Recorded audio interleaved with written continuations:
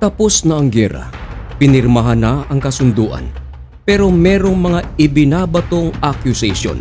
Ang mga accusations na ito ay hindi mula sa kalaban ng Iran, kundi sa loob mismo ng Iran. At ang mga accusation ay para sa kanilang parliament at sa kanilang presidente.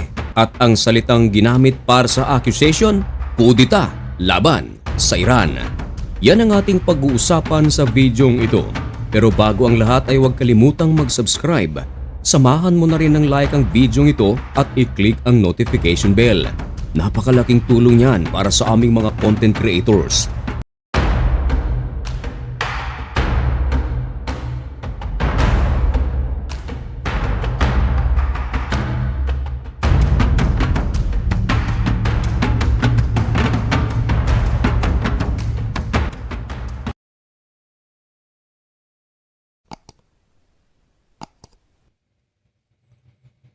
Maligayang pagbabalik mga kaibigan.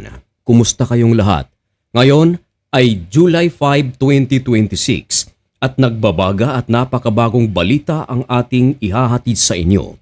Ito mga kaibigan ay tungkol sa balitang West Asia, particular sa bansang Iran. Natapos na ang giyera ng Iran at ng Amerika. Pinirmahan na ang kasunduan bagamat meron pang nagpapatuloy na usapan. Pero kahit na wala ng giyera at meron ng kasunduan, merong mga accusations na ibinabato hindi mula sa Amerika at Israel kundi sa loob mismo ng Iran. Sa pangyayaring ito mga kaibigan ay tila nanganganib ang buong Iran at ito ay laban sa mga officials. Again, hindi sa officials ng Amerika, hindi sa officials ng Israel, kundi mismong sa loob ng Iran. Dahil sa pangyayaring ito mga kaibigan ay tila kinakain ng buo ng Iran ang kanilang sariling bansa. Tila mahirap mang isipin, mahirap intindihin, pero ganyan ang nangyayari. Ang mga pahayag ngayon ng IRGC, sinasabi ang salitang treason at ito ay laban sa presidente ng Iran at sa kanilang parliament sapagkat di umano mga kaibigan na sa Memorandum of Understanding ng United States of America at Iran, sinasabing ito ay mula sa kampo ni Masoud Pezeshkian, presidente ng Amerika at isang parliament at hindi ito di umano nagmula sa loyalist ni Supreme Leader Mujtaba Khamenei. Mga kaibigan, marahil ay narinig nyo ang balita nitong nakaraang araw. Hindi ba't bukas, sara ang Strait of Hormuz? Merong nag-uulat at merong nakikipag-ugnayan sa Amerika na bubuksan o bukas na ang Strait of Hormuz at dahil dito, yan din ang ibinabalita ni US President Donald Trump at ng maraming news agencies sa iba't ibang panig ng mundo. Pero nagsasalita naman ang IRGC at sinasabing ang Strait of Hormuz ay sara. Narinig nyo yan mga kaibigan? Yun pala mga kaibigan, ayon sa ulat ng Daily Jagran, meron palang mga sabotaheng nangyayari sa loob ng Iran. At dahil dito, nalilito ang maraming mga leader sa buong mundo, lalong-lalo na ang mga nakikinabang sa Strait of Hormuz. Meron pang ang pangyayari mga kaibigan na kung saan barko ng Singapore tinira at ang tumira, alam nyo mga kaibigan, IRGC. Sinabi kasi ng IRGC, hindi pa tuluyang bukas ang Strait of Hormuz, kundi meron lamang ibang bahagi ang Strait of Hormuz at doon lamang dapat tumaan ang ibang mga barko maliban na lang kung ito ay magpaalam sa IRGC. Kung matatandaan, talagang taliwas na taliwas ito sa mga pinapahayag ni President Donald Trump. Sinabi ni President Donald Trump ng Strait of Hormuz ay totally opened.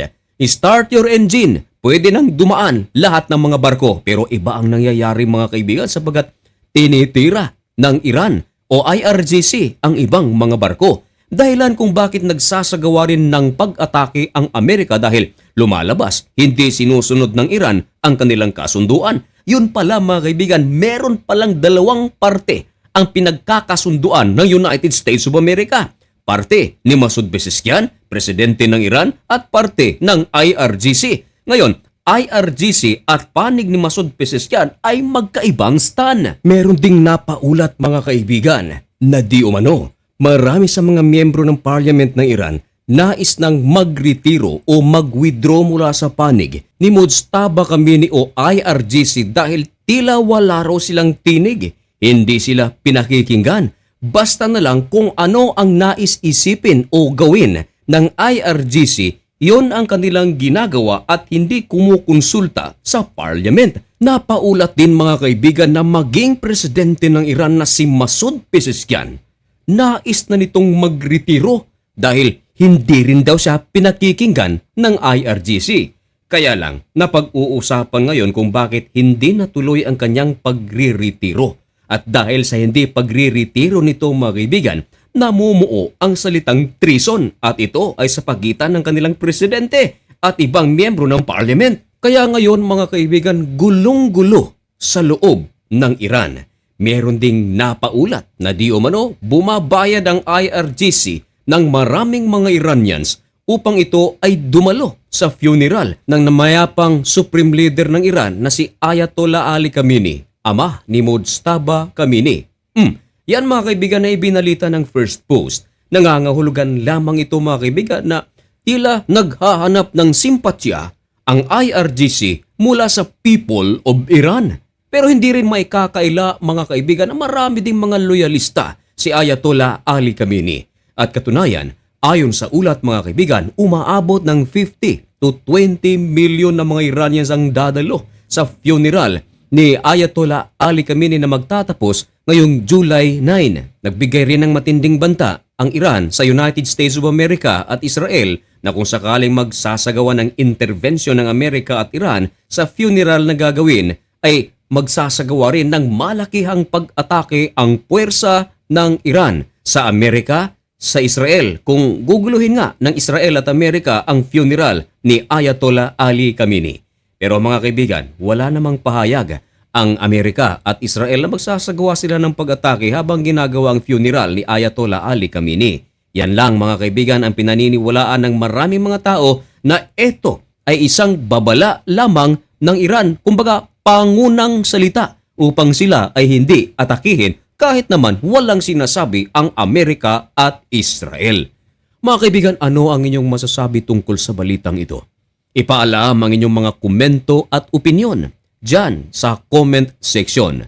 At sa lahat ng aking mga kababayan Luzon, Visayas at Mindanao, mga OFW sa iba't ibang bahagi ng mundo, mag-iingat po kayo. At ang aming panalangin ay sana nasa maayos ang inyong kalagayan at manatiling updated sa mga pangyayari sa loob at labas ng ating bansa. Dito lang sa Usapang Banal. At upang mangyari yan ay huwag kalimutang mag-subscribe dito sa napakaliit na channel na ito. Hanggang dito na lamang muna ang video ito. May God bless you and thank you so much for watching. Goodbye.